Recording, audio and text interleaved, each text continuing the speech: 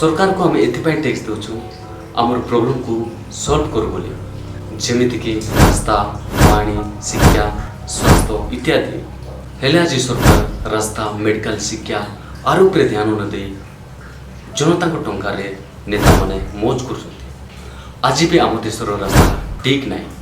कोटी कोटी टंकार या रास्ता भी 10 दिन भांगी जाऊे से टंका कौन सरकार टंका से टंका सब आमर टैक्स टंका आज भी आम देश में कौ राज्य में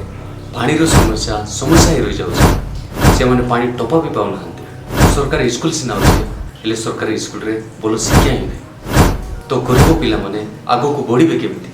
आम देश उन्नति हम केमी ए सब जदि कम हो पारना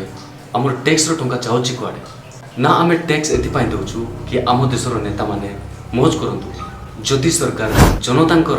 प्रोब्लेम को सॉल्व कर पारना तो टैक्स दौचु कौन पाई आमर हक अच्छे कि सरकार आमर प्रॉब्लम को सॉल्व करना आम आवाज उठावर भी आमर हक अच्छे You have to raise your voice, bro. There is no alternative choice, bro.